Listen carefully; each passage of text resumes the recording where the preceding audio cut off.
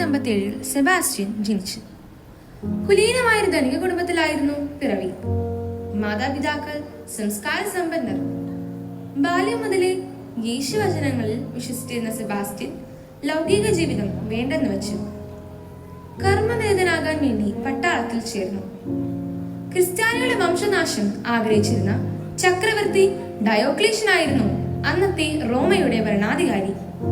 അദ്ദേഹം സെബാസ്റ്റ്യനെ അംഗരക്ഷക സൈന്യത്തിലെ ഒരു അംഗമാക്കി. സെബാസ്റ്റ്യൻ ഒരു ക്രിസ്തു വിശ്വാസിയാണെന്ന് അറിഞ്ഞപ്പോൾ ചക്രവർത്തി കോപിഷ്ഠനായി.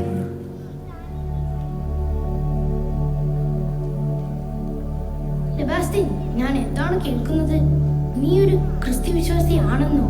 ആ മരപ്പണിക്കാരന്റെ മകന് എന്ത് മേന്മയാ ഉള്ളത്? യേശു ദൈവപുത്രനാണെന്ന് ഞാൻ സത്യമായും വിശ്വസിക്കുന്നു.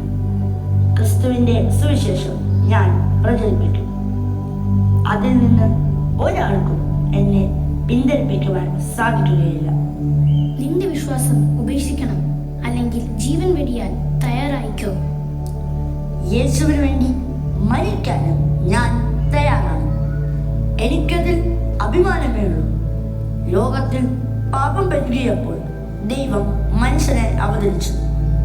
സ്വന്തം രക്തത്താൽ നമ്മുടെ പാപങ്ങൾ കഴുകി നമുക്ക് നിത്യജീവൻ തന്നവനാണ് യേശു ക്രിസ്തു. ആ ക്രിസ്തുവിലാണ് ഞാൻ വിശ്വസിക്കുന്നത്. ആരെവിടെ? ഇവനെ മരത്തിൽ കെട്ടിയിട്ട് അമ്പെയ്തു കൊല്ലാൻ ഞാൻ ആജ്ഞാപിക്കുന്നു. ധിക്കാരി, ഇവന്റെ ശരീരം കഴുകന്മാർക്ക് ഭക്ഷണമായി കൊടുക്കുക. അമ്പുകളുടെ കൂർത്ത മുനകൾക്ക് അവസാനിപ്പിക്കാൻ കഴിയുന്നതായിരുന്നില്ല വിശുദ്ധ സെബസ്ത്യാനോസിന്റെ ദൃഢമായ വിശ്വാസം. ഇനിയും തന്റെ ദൗത്യം ഭൂമിയിൽ വിശുദ്ധനിലൂടെ തുടരാൻ ആഗ്രഹിച്ച നല്ല ദൈവം അത്ഭുതകരമായി അവനെ മരണത്തിൽ നിന്ന് രക്ഷപ്പെടുത്തി ഒരു സാക്ഷ്യമായി ഉയർത്തി.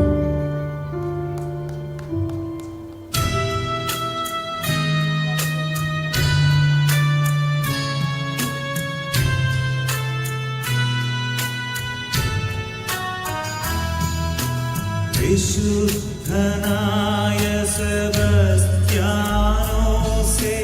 ഞങ്ങൾ